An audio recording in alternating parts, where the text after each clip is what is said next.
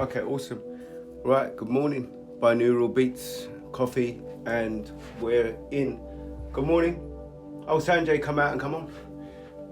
All right. Okay, then.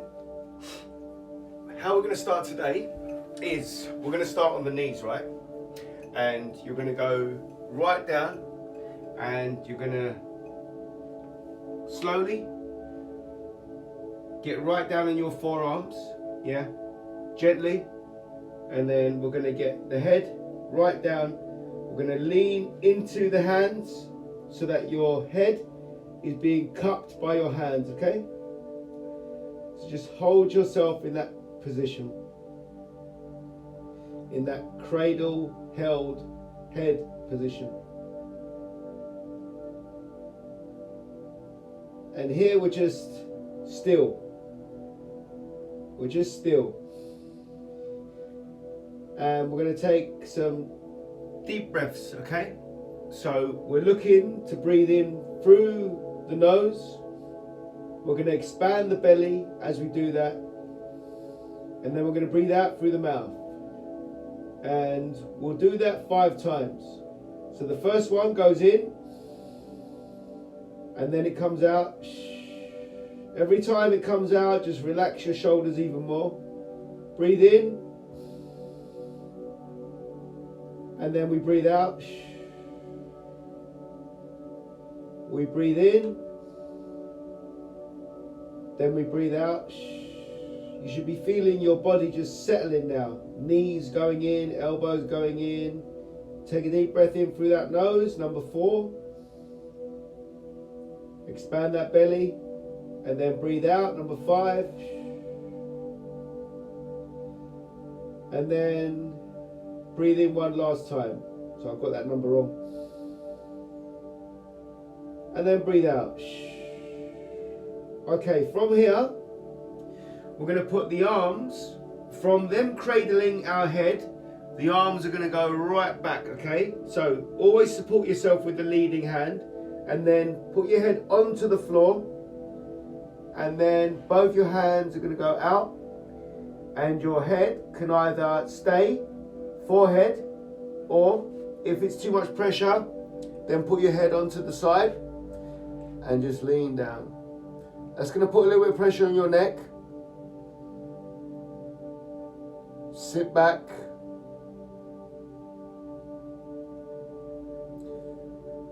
This will strengthen a little bit of your neck muscle. Also, if you're feeling uncomfortable like I was, just get your forehead on there.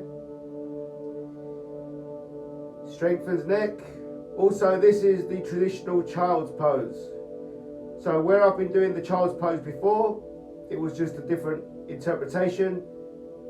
Blatantly getting it wrong in the world of stretching names. So from here, what I would like you guys to do is your hands coming from the side of your thighs, your knees. I want you to bring your hands all the way up, lifting your head slightly off the ground, And from here, we're going into the prayer. You can put some pressure on your hands, and you can lean back slightly. And if you're anything like me, you'll feel that your legs are going to need to widen. So widen your knees as well, if you feel that you should do. And then you can sit a little bit deeper into your hips, and you're going to get a nice outer lat stretch right now. That lower back is going to start opening up, even though it feels somewhat tight. Just let your arms completely relax on the floor. And what that will do is take the pressure off the rear shoulders. It will take the pressure off the lats. It will apply some good tension in the middle of your back. And then concentrate on your hips. Make sure that your adductors are being pulled with the width of your knee stance. Your hips going into the sockets of the pelvic girdle. Everything there should be nice and puzzle fit. So a nice fit everywhere. We're just going to hold that, feeling your body just morph into this. And then get one hand and put it behind the neck. And then get the other hand and put it behind the neck. And now we're going into the Armless Prayer. And with your elbows, so where your triceps meet your elbows, they should be fixed to the floor. And you want to pull them back so that they open up your lats just underneath on the side of your armpits. And again, that lower back starts to open up as you lean back slightly more, tilt back slightly more. And then what I'd like you to do is outstretch the arms again, elevate your body so that your hands only are on the floor. So now you've got your upper body up, your shoulders are up, your forearms are up, and then I want you to feed one of your hands in between that elevated arm. So we're threading the needle all the way. I want you to thread that needle all the way, and then your body just naturally goes down because it doesn't have no other option to do so. And then you just rest onto that stretched arm, and your head goes down as well. And you should be getting a rear shoulder to lat stretch right now. If you want a deeper stretch, slightly collapse your body into that outstretched arm as if you're going to go and roll on the arm, but you can't physically roll on it. But it's a matter of you getting onto that arm a little bit more, like put the weight on there, transfer the weight, and feel that stretch. So your upper body now should be pretty much relaxed. You might feel a little bit of tension in your stomach. If so, just let go of the tension of your hips. Just let go of the tension of your hips, and that will transfer it back down to the knees. And then if you're feeling pressure on the knees, just let go of the weight that's in the middle, the center of your body, because your body's tensing up. And then you find yourself right back up again to the upper body, and you're now present, stretching those lats and rear delt. We are going to hold that for another 5, 4, 3, 2, 1. We're going to slowly come up, get back into that starting position where we thread the needle, and then you thread the other side, thread the other side through, thread the other side through. Got to walk up here. Jamie. I've got to thread it all the way through.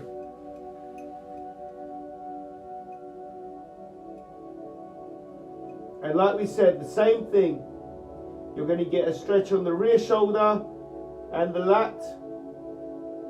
And you might feel some tension, midsection, hips. Just widen the knee if so still. And then just allow your body, upper body, to settle on that arm. Feel the tension in your hips and let that go. Let that go. Bring it all the way up to the upper body. And just transfer the weight. Transfer the weight on your upper body. And just hold that for the next 5, 4, 3, 2, 1. Awesome work. And then we're going to slowly get up, and we're going to try and get up now completely. So your hands are going to walk towards your thighs. Your toes are going to be dug into the ground, and then you're going to slowly elevate yourself up, Walk a little bit further front with your hands, And now you're in the downward dog. So what we want to try and do here is get your heels down. Lower back opens up. We don't want to put too much pressure on the wrists, on the elbow, on the shoulder.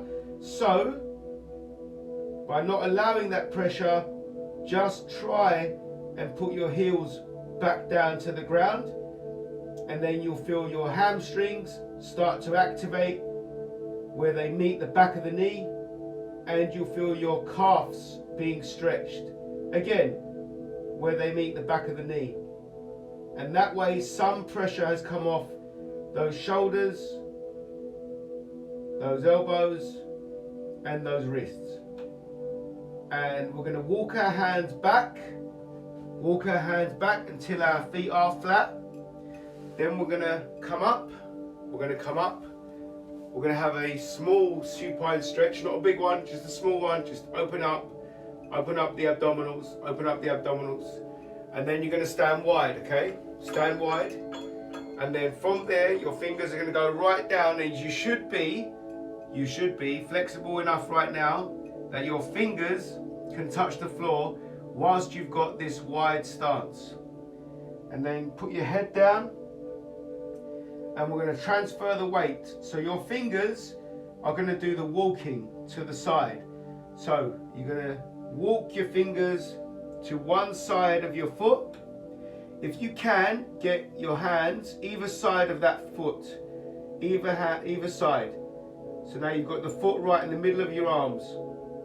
And then I want you to grab your I want you to grab your ankle, and then pull yourself in, open up your lower back, Feel that hamstring getting stretched. Nice lower middle body stretch while the blood comes rushing to the upper and your body is feeling nice and relaxed. And release, put your fingers back to where they were either side of the foot, and start walking your hands to the other side so that you are now twisting a little bit on the midsection, and you should now be back where your foot is right in the middle of your hands. Grab the ankle again and then pull yourself into the ankle. So we've mobilized the hips, and now we are stretching the hams, the calves. The upper body is just being relaxed. Just let it relax. And from there, don't come up, but put your hands back onto the floor and go right into the center again. And what should happen now is that your palms can go more closer to the floor. So what we want ideally is your palms to touch the floor. And then once they're there, if you can't get your palms to touch right there where you are, move your hands out as far as they can until they're flush to the floor. And then what we do, we're going to just bring our hands back. So imagine like a caterpillar.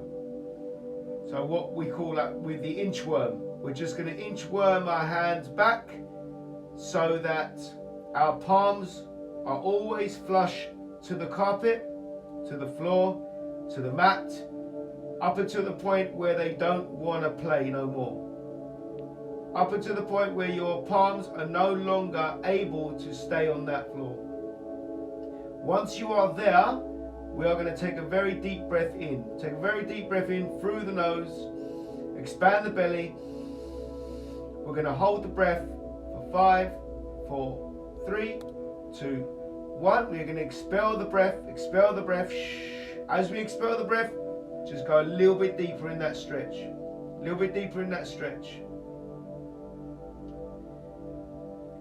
And then from there, I want you to walk out so that you are more comfortable in your palms being on the floor. Place one of your palms on the floor to give you the support raise one hand out, raise one hand out, and twist that spine. So we're opening it up, T. So just like we normally do the T hip opener, we're now standing in a V position, opening up the hips, feeling it in the calves, in the hams, in the obliques, twisting that spine. Nice, natural spine curve that it can naturally do. Then we're going to put the hand down, and we're going to swap over. We're going to swap over hands, and again, right into that T, right into that T.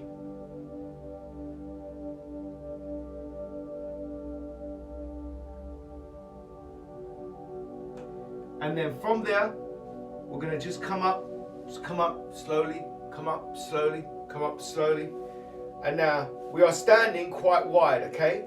So one foot goes out, one foot stays towards the camera, and you're going to go down. So you get into an Abductor Stretch. Get into the Abductor Stretch. That's it. Once you're there, you're going to lean over and put your hands flat, or as flat as they go. And you're going to try and lean down, collapsing your elbows, getting a deeper Abductor Stretch, and the bent legs getting a nice quad stretch at the same time.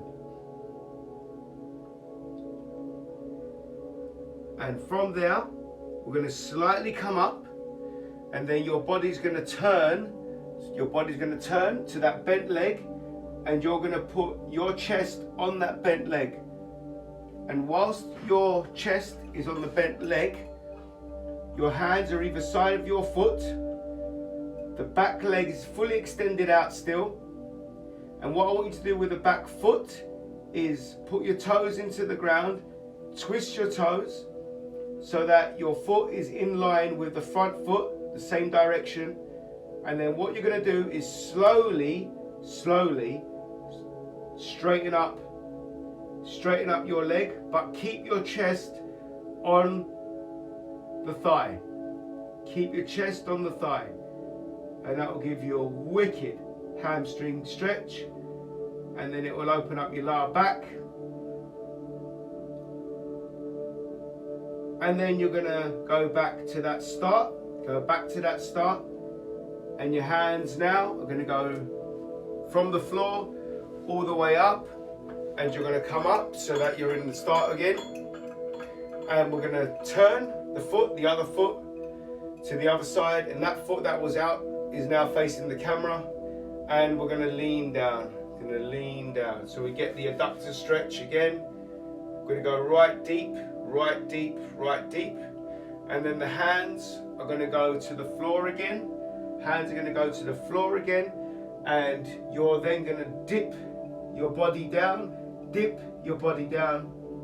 Collapse your elbows so you get a nice deep Abductor Stretch. See if you can see me. Holding that stretch.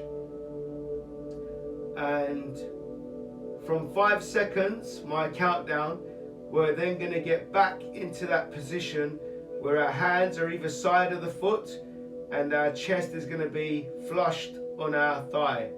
5, 4, 3, 2, 1.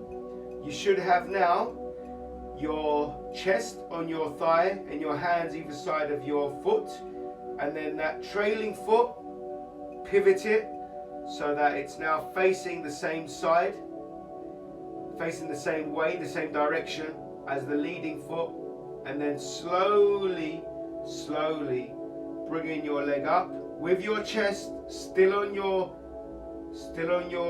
thigh, stretching that hamstring, lower back opening up, bring your head down. My head was up, so I was feeling quite tense. And then we're going to relax it. And your hands are going to go again back to where they were, right in the middle, back into the work. And you're going to pivot your feet in, you're going to come up, you're going to come up, you're going to come up, and you're going to put your hands on your hips, and one of your arms are going to go right over, and then you're going to lean over. You're going to lean over. Get a nice oblique stretch, opening up the hips. Yes, sir. Opening up the hips.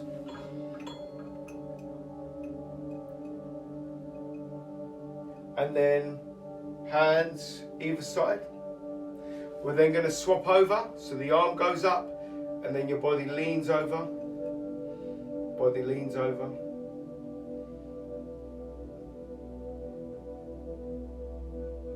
Holding that. And then we're going to come right back into the center. Our torso, our upper body, is going to twist. So our feet are directly pointing in front of us, okay? And then our torso is going to twist to one of your legs. And then your hips are going to allow the hinge to come right down. Your hands are going to be, one is going to be behind your foot, your leg, sorry, and then the other one is going to be in front of your leg. You're going to travel your hands down until they meet around the ankle area. So the outer arm is now getting its lat exposed. And I want you to pull yourself in again. Pull yourself in. And then slightly collapse the knee. Slightly collapse the knee, holding your ankle. Slightly collapse the knee, holding your ankle. So we're going into like this semi-squat position. Holding the ankle in place. Holding the ankle in place. So you're getting tension on the opposite leg. It's trying to hold you up, trying to support you. And then your lower back is now opened up. You're going to feel a stretch on your Achilles, your ankle, your calf. And you're going to slowly come back up again. Slowly come back up again. Slide your hands back up. Don't lose contact with your legs. And then again, torso, torso, torso goes over. So your feet are still in line. And one hand goes in the back of your leg. The other hand goes in front of your leg. And you are going to then stretch down, stretch down, stretch down.